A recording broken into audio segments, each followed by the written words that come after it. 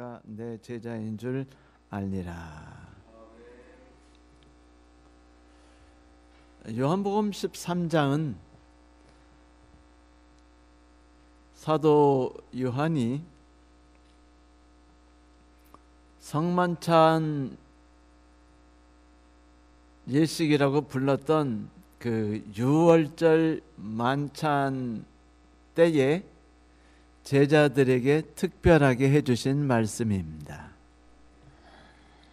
내일은 성만찬 예식을 하는 날이죠. 우리가 일반적으로 성만찬 예식이라고 부릅니다마는 원래 영어나 원어에는 성이라는 단어가 붙지 않습니다. 그냥 주의 만찬 혹은 최후의 만찬이란 말을 쓰는데 유독 한국에서만 성만찬이란 말을 쓰지요. 아마 이것은 천주교에서 온 영향이 아닌가 싶습니다. 내일 우리가 성만찬 예식을 할 때, 그러니까 주의 만찬을 할 때 우리는 두 가지 특별한 예식을 하게 되지요. 그 첫 번째는 세종예식, 그리고 두 번째는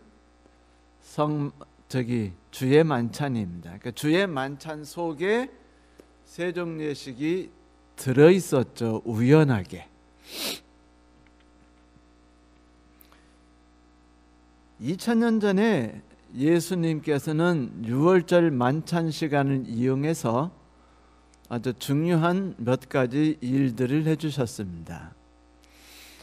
그 요한복음에서는 제자들이 기록한, 다시 말하면 마태, 마가, 누가가 기록한 주의 만찬에 대한 이야기는 한마디도 꺼내지 않았어요. 아니, 13장에 아예 그 유월절 만찬이라는 말도 사용하지 않았습니다.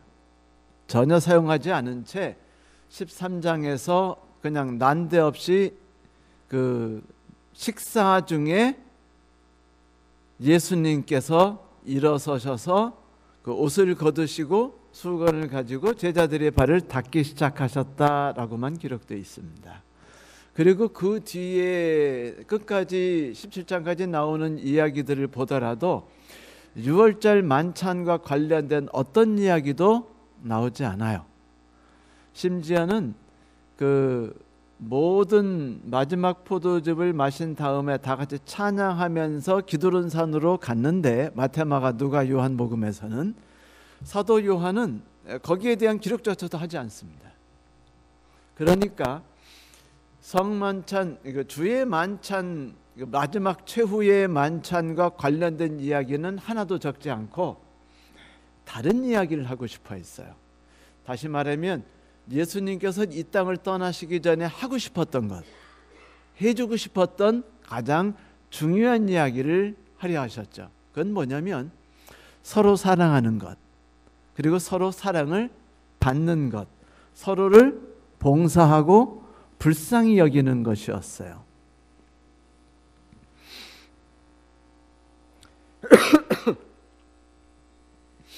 이제 마태, 마가, 누가복음에 따른다면 사실 마태, 마가, 누가, 요한복음에는 발 닦는 내용이 전혀 나오지 않습니다. 성만찬 예식을 거행할 때, 그러니까 주의 만찬을 거행할 때 세종예식과 관련된 어떤 기록도 적지 않고 사실은요 사도 바울조차도 세종예식에 관해서는 전혀 언급을 한 바가 없습니다. 그분은 오직 그 주의 만찬에 대한 이야기만 해요. 그걸 봐서는 세종예식이 성만찬 예식과 연결된 예식이라는 증거는 성경 어떤 곳에도 존재하지 않습니다. 단지 그때 우연히 겹쳤던 것이었죠. 자, 세종예식은 이제 언제 하게 되냐면 포도즙을 마시고 그 다음에 아이들이 이제 떡을 떼요. 그 다음에 아이들이 묻기 시작합니다. 이스라엘에는요 무슨 예식을 하든지 반드시 질문과 대답 시간이 있었어요. 그래서 이제 아이들이 묻습니다. 아빠 유월절이 뭐야? 왜 우리가 양을 잡았지? 고기는 왜 이렇게 구웠어? 왜 맛없이 빵에 누룩을 집어넣지 않은 거야? 뭐 이런 얘기들을 계속 물어볼 거 아니에요. 물어보면 아빠가 거기에 대한 이야기를 하나씩 하나씩 이야기를 통해서 들려주었습니다. 첫 번째 포도즙을 마신 다음에 떡을 떼고 본격적으로 떡을 먹기 전에 해야 할 일이 뭐냐면 손을 닦는 일이었어요. 왜냐하면 요즘 우리나라처럼 뭐 집에만 들어가면 탁 수돗물만 틀면 수돗물이 철철 나오고 세면대가 있고 목욕탕이 있는 집이 아니잖아요. 그러니까 이 발을 닦는 것이나 손을 닦는 게 쉽지 않았습니다. 그래서 이제 유월절 만찬이 시작되면 대야를 갖다 놓고 두르는 사람들이 이제 발을 닦을 수 있도록 그 시종 드는 사람이 준비되어 있다가 발을 닦아줘요. 그러면 발을 닦은 뒤에 앉아가지고 이제 식사를 하는데 이분들이 식사를 누워서 합니다. 야만인처럼. 예수님 때도 누워서 식사를 했어요. 누워서 식사하면 어떻게 되죠? 나는 누군가의 가슴에 안겨야 되고 또 내 앞에 누운 애는 내 가슴에 안기는 식으로 이렇게 옆으로 누워가지고 식사를 하게 됩니다. 그런데 그 발은 닦아주었는데 손을 안 닦으니까 대개 어떻게 하냐면 떡을 먹기 전에 손을 닦아요. 왜냐하면 양고기도 먹어야죠. 떡도 먹어야죠. 그 다음에 샐러리 같은 것도 먹었죠. 파슬리 같은 것도. 파슬리도 먹었대요. 이런 거를 먹으려니까 손이 더러우면 어떻게 될까요? 내가 만지고 네가 만지면 균이 전달될 수 있잖아요. 그래서 반드시 손 닦으러 싹 나갔다가 다 손을 닦으면 다시 들어왔습니다. 유대인들이. 네? 그렇게 손을 닦은 다음에 식사를 시작해요. 포도즙을 마시고 떡을 이제 감춰 놓는 것는 그런 게임도 하면서 이제 양고기 먹고 포도즙 먹고 떡 먹고 포도즙 먹고 하다 보면 포도즙을 무려 몇 번이나 마시게 되는 줄 아십니까? 무려 4번이나 마십니다. 그러면 식사 시간이 뭐 한 10분 동안이나 20분 동안 후닥닥 먹게 되는 거로 끝날까요? 며칠 전에 우연히 중앙일보에 난 거를 보고 유튜브를 봤어요. 그랬더니 히밥이라는 아이가 그 8인분짜리 크드란 그 사각형 엄청 큰 그 라면 8개 들은 거, 그거 뭔지 무슨 라면이래요. 8개가 들은 거대한 라면을 먹는데 몇 분 안에 라면 8개가 든 거대한 그 라면을 다 먹었냐면 6분 안에 다 먹었어요. 라면 8개를. 그리고 나 그걸 똥 하나 끓여가지고 8개를 또 먹었어요. 라면 16개를. 좀 부럽기도 하고 비정상인 것 같기도 하고 미친 것 같기도 하죠. 자, 그런데 그때 그 아이는 몇 분 안에 먹는 것이 먹어야 될까를 가지고서 시합을 보여주는 인증 게임을 한 거예요. 그런데 여러분, 이스라엘에서는 식사를 할 때 식사 시간이 그 가족 간의 대화를 나누는 시간이었기 때문에 많은 이야기를 서로 나눠야만 했어요. 그렇기 때문에 밥 먹다가 포도즙 마시고 또 빵 먹다가 포도즙 마시고 양고기 먹다가 포도즙 마실 때 처음 시작과 끝은 뭐로 끝내고 포도즙으로 시작해서 포도즙으로 끝난 겁니다. 그래서 이제 이렇게 4번째 포도즙까지 마시면은 다 같이 찬미를 부르러 옥상으로 올라가요. 유대인들이 찬미를 부르러 옥상에 올라서 거기서 찬미를 부른 다음에 이제 모든 순서가 끝납니다. 그런데 예수님께서는 그날 그 찬미를 부르는 것을 옥상으로 올라가지 않고 당신 집이 아니니까 기드론 시내가로 가면서 찬미를 불렀다고 마태, 마가, 누간 복음에 나오죠. 그러니까 그분들은 이제 찬미를 부르면서 기드론 시내가로 가고 예수님께서는 그때부터 이제 스트레스를 받으셨죠. 왜냐하면 그날 밤에 붙잡히셔서 그 다음 날 그 십자가에 달려 돌아가셔야 되니까 말이죠.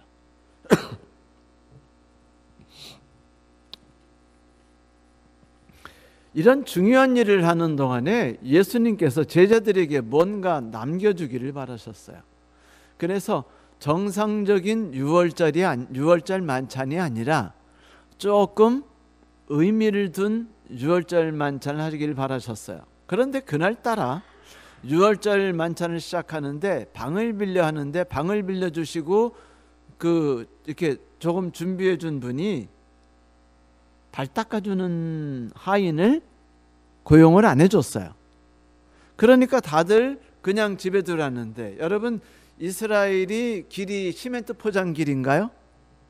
아니면 아스팔트 포장길? 아니에요. 그냥 먼지 풀풀 나는 길입니다. 여러분 먼지 풀풀 나는 길 걸어보셨어요? 1시간만 걸면은요 이 무릎팍까지 흙이 가득하게 묻습니다. 그 먼지 때문에. 그래 신발도 새노랗고 바지도 새노랗게 돼요. 그러면 이스라엘 사람들이 그렇게 길을 걷다가 방에 들어가면 발이 어떻게 될까요? 바지하고 완전히 먼지 투성이죠. 그런데 그렇게 앉아가지고 있으면 발이 상대방 그 머리맡 근처에 그 더럽고 냄새 나는 데다가 먼지 펄펄 풍기는 그게 지금 내 코에 두르잖아요. 그러니까 이게 바람직하지 않은데 이 정도 되면 뭐 마가든 마태든, 마가는 없었죠. 마가에 그런데 이제 요한이 누군가가 나서서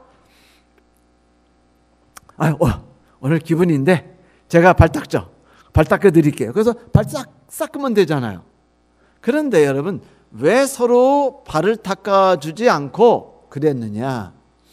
이스라엘 사람들에겐요 독특한 이 인식이 있었어요. 그 인식이 뭐냐면 발은 귀한 존재입니다. 그래서 예수님께서 모세가 그 양을 치고 가는데 그 불타는 가시떨기 나무를 보고 가까이 갔을 때 뭐라고 하셨죠? 네 발에서 신을 벗어라.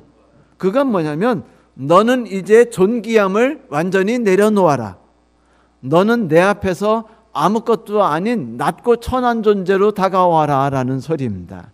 실제로 그 유대인들이나 그 사람들은 고대에 그 상대방에게 나는 당신에게 완전히 항복합니다, 굴복합니다라고 그럴 때 발을 벗고 상대방 앞에 오체투지하듯 엎드렸어요. 이 발을 벗는다는 건 수치를 뜻했는데 룻기서에 보면은 그 보아스가 룻의 친족으로서 근친물림을 하려고 할 때 그 나오미보다 더 가까운 친척이 있었죠. 보아스보다.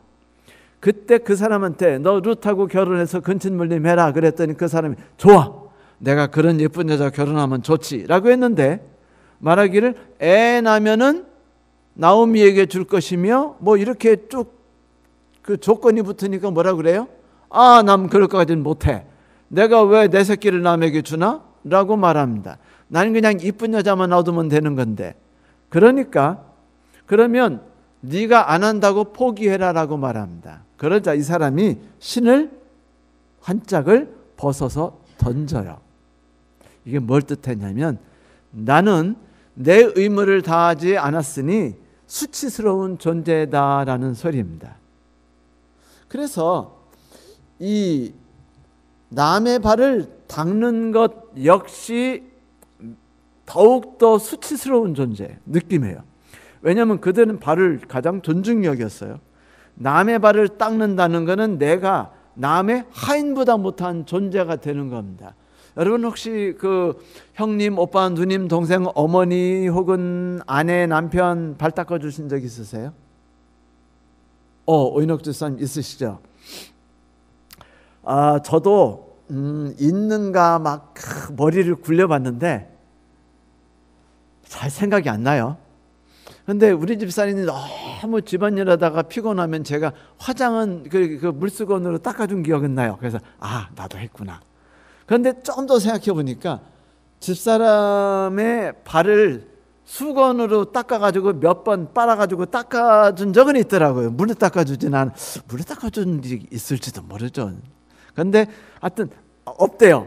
우리 집 사람이. 아주 희귀하게 그래도 수건으로 발은 닦아줬는데, 예, 수건으로는 닦아줬어요. 여러분 그때 느낌이 뭔지 아세요? 친근감이에요.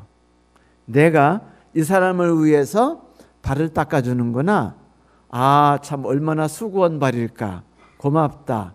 뭐든지 내가 이 사람의 발을 닦다니 내가 뭔가 희생과 봉사를 하네. 이런 기분을 느끼는 거예요. 그런데 그 아내가 남편에게 말하기를 여보 나 피곤해 죽겠는데 내 발 좀 닦아줄래? 라고 말하면 기분이 조금 달라지겠죠. 네? 존심이 갑자기 확 상하면서 그 안 해주고 싶은 핑계를 있는 대로 대면서 나 오늘 할 일이 많아 밤을 새야 돼 라든지 뭐 이런 식으로 말할 수 있겠죠.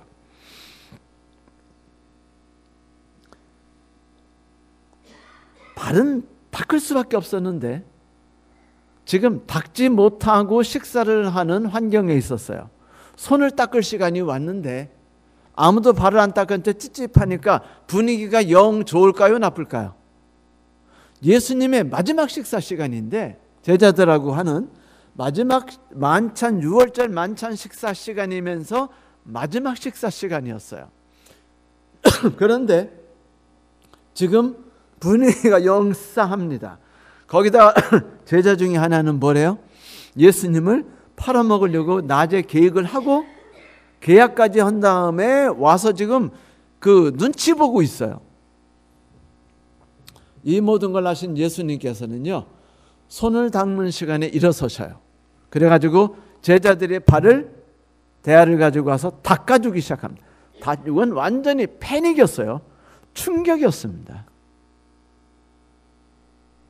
창조주 하나님께서, 우리를 구원하신 하나님께서 나는 너희들의 병이 낫기를 바라노라 뭐 이렇게 뭐 달리다고 뭐 이런 식으로 해가지고 낫게 하면은 얼마나 폼따고 기분 좋아요. 안 그래요?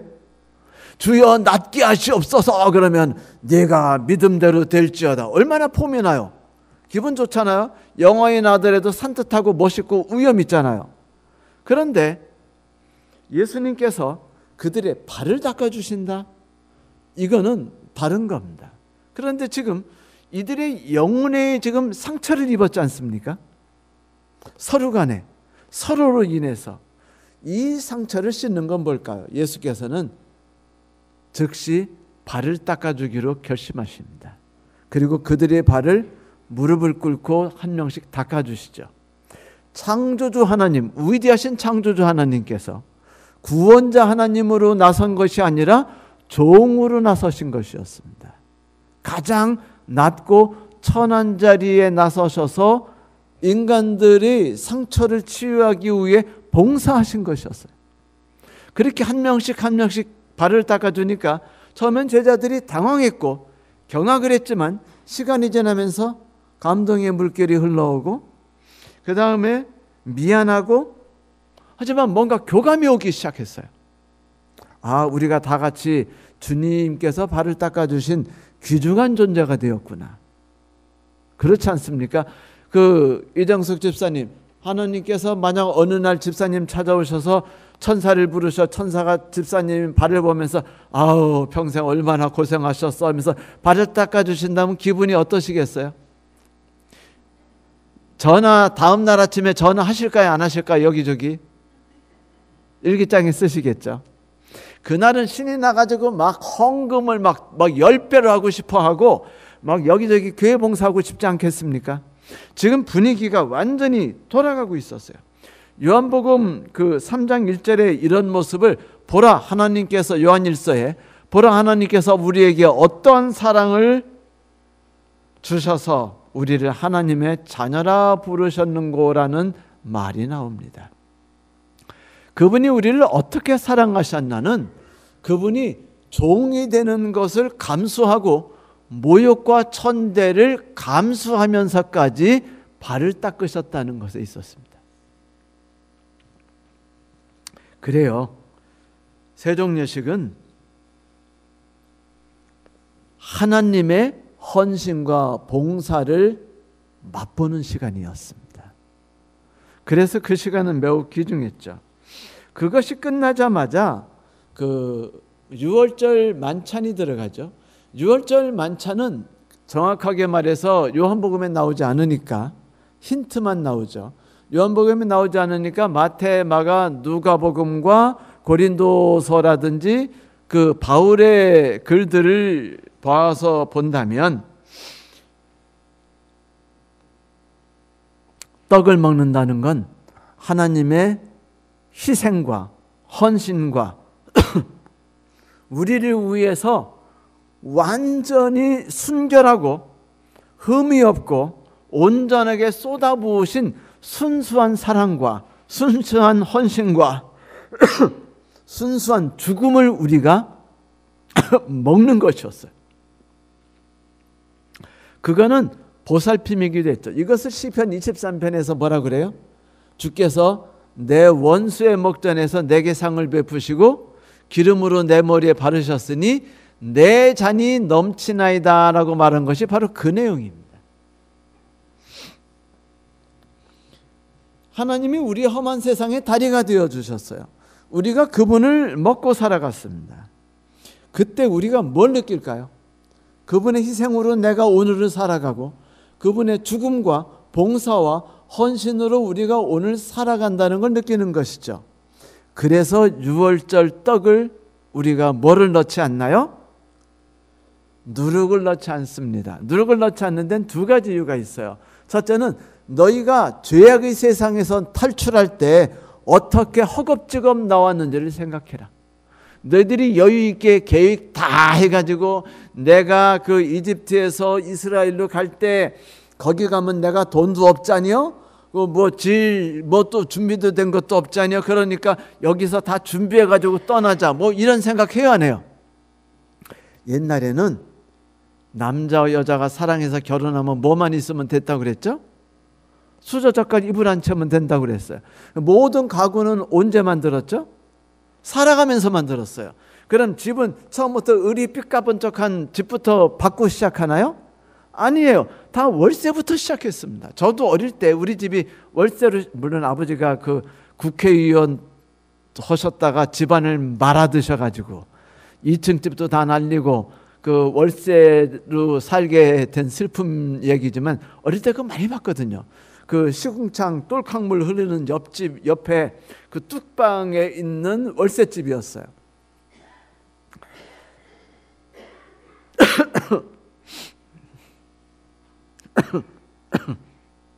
이 이야기 왜 했죠? 맞아요. 계획 없이 나왔어요.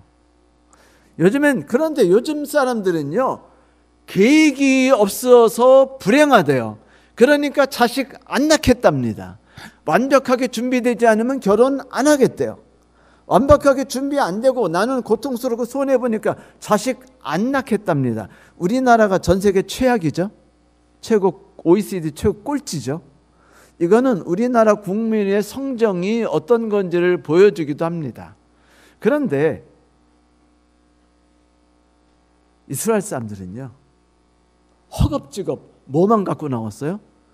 반죽 안 된 밀가루 반죽, 아니 누룩 넣지도 못한 밀가루 반죽을 그냥 그것만 들고 허겁지겁 나왔어요. 그래가지고 쓴나물을 갖고 와서 그 다음부터는 그들이 가나안에 들어가서부터는 쓴나물을 먹게 하고 그 누룩이 없는 빵을 구워 먹게 한 겁니다. 너희들이 어떻게 죄악의 세상에서 나왔는가를 봐라. 허겁지겁 나오지 않았니? 누룩도 없이 나오지 않았니? 그렇게 하나님 앞에 너희들이 죄악에서 떠날 때는 과감하고 단호하게 준비한 거 없이도 하나님 앞으로 나가는 것이야. 하나님이 너희를 그렇게 이끄셨다고 해서 너희들이 매일에 먹는 양식에 굶었니? 너희들이 먹는 의복에서 손상한 것이 있느냐? 라고 말씀하시는 걸 느끼는 거죠. 두 번째는 예수 그리스도를 우리가 먹는 것이었어요. 그래서 예수 그리스도께서 먹는데 그분의 삶이 어때요? 당구도 치러 가고 장로님 우리 고기 한 잔 먹으면서 술 한잔 마시러 갈까요? 뭐 이렇게 하고 성질 낼 거 같이 다 내고 그랬으면 그게 빵으로 본다면 무슨 빵으로 봐야 할까요? 예수님을 우리가 먹는다고 생각했을 때 예수님을 어떤 빵으로 봐야 할까? 누룩은 당시에 죄를 뜻하기도 했습니다. 그래서 그 6월절 기간 동안에는 그 이스라엘 모든 집 안에는 누룩이 존재하지 않도록 했어요. 그건 뭐냐면 오직 거룩하신 예수 그리스도의 순결하신 삶을 우리가 먹는데 그것이 특별하다는 걸 느끼고 인식하도록 한 것이었습니다. 이렇게 우리를 희생하신 분, 우리를 위해서 모두 쏟아부으신 분, 창피와 모든 그 멸시 천대 낮은 자리에 가는 것도 충분히 감수하신 그분의 사랑을 우리는 그 주님 만찬 혹은 최후의 만찬을 통해서 경험하는 것입니다. 그분의 사랑이 어땠는지, 그분의 희생이 어떤 건지를 맛보고 감동받는 것이죠. 그렇게 되면 우리 마음이 변화가 일어나고 감동이 일어나고 마음에서 시가 나오겠죠. 어떤 초딩이가 이런 시를 썼어요. 늘 하나 더 많은 손으로 날 쓰다듬어 주시는 어머니, 가슴에 못질을 하는데도 이 아들을, 늘 하나 더 많은 눈으로 나를 바라보아 주시는 어머니, 기대에 못 미치는데도 이 아들을, 손이 하나 더 많이 아들을 더 혼내주시고, 눈이 하나 더 많이 아들이 아픈 곳을 잘 찾아주시고, 심장이 하나 더 많아 이 아들의 고통을 대신 지어주신 어머니, 늘 무엇이든지 어벙한 아들을 위해 하나 더 생각하시는 어머니, 어머니 감사합니다. 이 초등이가 어른이 되더니 어릴 때 감정이 다 사라져서 싸가지가 없어지더라고요. 하지만 그때 시는 부모에게 감동을 줬습니다. 느낄 줄 안다는 것, 우리가 하나님의 사랑을 어떻게 느끼죠? 어떻게 그분이 우리에게 어떤 일을 하셨는지 느끼죠? 우리는 그것을 6월절 만찬, 주님 만찬 때 느끼는 거예요. 내일 우리는 그거를 경험하게 될 겁니다. 여러분, 봉사와 헌신이요, 그건 엄청난 힘이 있어요. 예수 그리스도의 봉사와 헌신은 지구를 바꿨어요. 사탄을 패배로 몰아놨습니다. 지구를 죽음에서 생명으로 일으켜놨어요. 사도 바울이 그래서 고린도후서 12장 15절에 이렇게 말했죠. 너희를 영혼을 위해서라면 내가 가진 걸 기쁘게 쓰고 나 자신도 희생하겠다. 내가 너희를 더 많이 사랑하는데 내가 더 작게 사랑을 받아야 하겠느냐? 여러분, 하나님이 우리를 얼마나 사랑하셨을까요? 요즘 사람들은 돈으로 계산하길 좋아하는데 얼마나 사랑하셨을까요? 얼마짜리 정도라고 생각하십니까? 우리가 그분에게 감사를 표현해서 돈으로 드린다면 얼마 정도 될까요? 제가 옛날에 여러분에게 들려드렸던 재미난 얘기가 있었죠. 한 퀘이커 교도가 길을 가다가 어떤 마부의 말이 갑자기 꼬꾸라져서 죽어 있는 걸 보았어요. 사람들이 모여 있었습니다. 그 말만 데리고 살면서 먹을 입에 풀칠하는 이 마부에게는 삶이 통째로 무너지는 것이었어요. 사람들마다 머리를 흔들고 혀를 차고 끌끌거렸습니다. 그때 퀘이커 교도가 자기 중절모를 딱 벗더니 지폐 한 장을 넣습니다. 그리고는 주변 사람들에게 이렇게 말했어요. 형제 여러분, 저는 이 사람에 대해서 10달러어치 불쌍한 마음이 있습니다. 여러분의 안타까움은 각각 얼마짜리입니까? 하고서 모자를 돌렸습니다. 현금으로 환산되지 않는 봉사가 봉사일까요? 예수 그리스도께서는 실질적인 가치가 있는 희생을 우리에게 해주신 거예요. 그분은 하늘을 아낌없이 버리셨습니다. 그분은 모든 존경과 사랑을 아낌없이 버리셨어요. 높은 직과 명예와 여유 있는 삶을 다 버리시고서 매일 얻어먹는 삶과 일용한 양식을 겨우겨우 먹는 삶을 살아가셨죠. 그분이 제자들에게 이 떡을 먹으라고 하셨어요. 성도 여러분, 그래요. 내일 우리가 함께 경험할 1시간 반 동안 설교가 없이 진행하는 1시간 반짜리 그 주의 만찬에는요, 그 모든 것들을 생각할 수 있는 시간이 되었으면 합니다. 우린 모두 우리 신앙이 성장하길 바라죠. 우린 모두 하늘에 가길 바랍니다. 우린 모두 하늘에 가서 그 하나님께 칭찬을 받길 바라요. 그래서 안식일날 힘들어도 나오고 힘들어도 헌금을 내고 봉사하고 열심히 전도하는 거죠. 성경 읽고 기도 열심히 하고 하나님이 우리를 축복하시길 바랍니다. 그런데 헌신이라는 것은요, 하지 않으면 늘질 않아요. 그리고 어떤 결심이 없이는 헌신이라는 걸 할 수가 없죠. 하나님, 제게 능력 주셔서 저 불쌍한 사람을 도울 수 있도록 해주세요. 우선 남편부터, 싹수 나쁜 남편부터 시작해야겠죠. 여러분, 근육이 크는 유일한 방법이 뭐죠? 운동하는 거죠. 그렇죠? 똑같아요. 동정심을 키우고 남에게 마음을 가까이 열 수 있는 거는요, 헌신과 봉사밖에 없습니다. 예수께서는 그 일을 우리를 위해 다 하시되 당신의 몸까지도 아낌없이 내놓으셨죠. 하루는 암탉과 돼지가 길을 가다가 교회를 지나가는데 교회에 그 주에 설교 제목이 써 있었어요. 불쌍한 사람들을 위해 우리가 무엇을 할 수 있을까? 설교 제목 멋있죠? 암탉이 참 감동적이다. 너는 베이컨을 드리고 나는 계란을 드리면 어떨까? 라고 했습니다.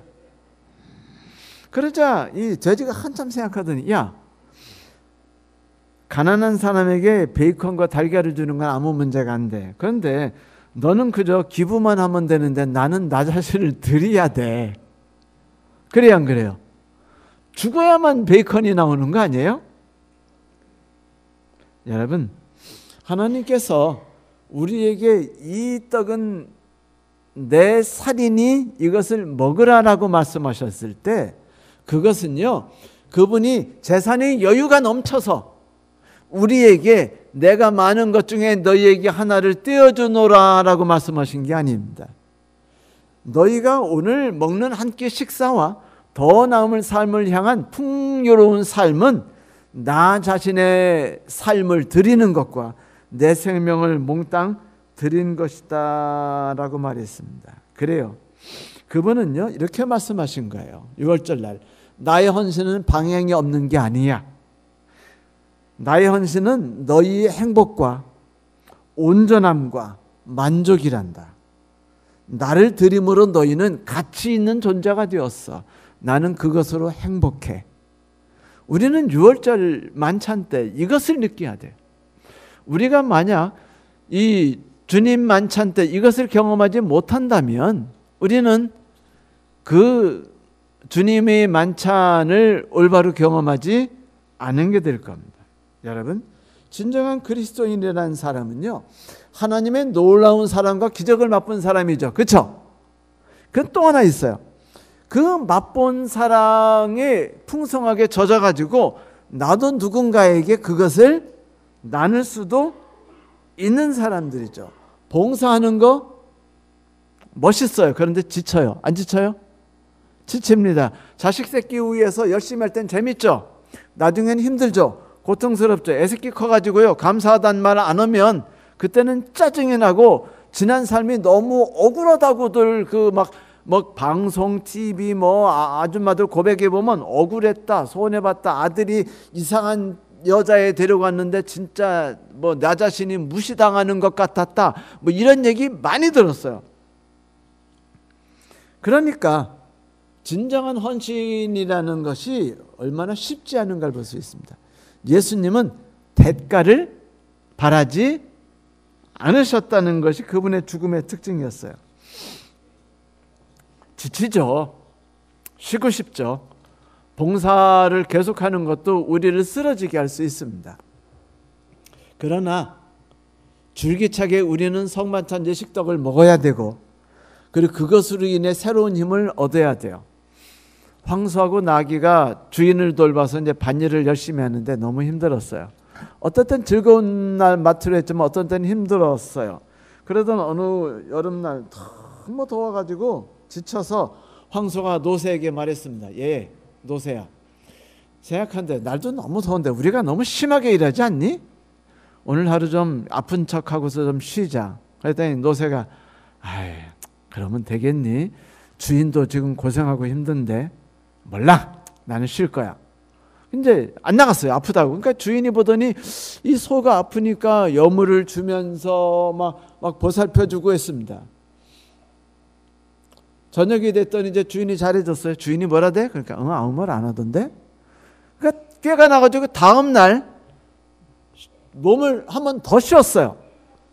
근데 노새가 이제 갔다 와서 지친 모습으로 왔습니다. 왜냐하면 둘이 일하다 혼자 일하니까. 그래, 주인이 뭐라고 하대? 아니, 아무 말 안 해. 그런데 푸죽한 주인하고 이야기하더라. 너 그 푸죽간에 팔겠다는 거야 라고 말한 거였죠. 여러분, 그 불쌍한 노친네가 푸죽간에 파는 것은 황소에게 고통일 수 있지만, 만약 우리가 하나님의 떡을 먹고 그분이 나에게 하시는 봉사를 먹고 나도 역시 그 받은 충만한 봉사와 동정심으로 누군가에게 현금성인 가치가 있는 봉사를 하지 않는다면 우리 역시 본연의 잣을 잃는 거고 목숨을 잃을 수도 있지 않겠습니까? 누가 이런 말을 했어요. 인생이 맞춰질 때 나의 질문이 내가 얼마나 받아왔던가가 아니라 얼마나 베풀어 왔던가가 되어야 한다. 내가 얼마나 이기고 이겨왔던가가 아니라 얼마나 많이 이루어 왔던가야 합니다. 얼마나 많이 모아왔었던가 아니라 얼마나 희생해 왔었던인 거야 합니다. 그것은 바로 내가 얼마나 사랑해 왔으며 얼마나 봉사했었는가가 되는 것이죠. 얼마나 인정을 받았었던 거가 아니라 말입니다. 그리고 난 자신 있게 네 예수님 덕에 난 그리 살아왔습니다 라고 쓸 수 있습니다. 묘비에다가 그렇게 쓰겠대요, 이분이. 내일 성만찬제식을 통해서 우리가 이런 기분을 만끽할 수 있게 되길 바랍니다. 우리 삶 역시 바뀌게 되길 바랍니다. 오늘 말씀을 마치겠습니다.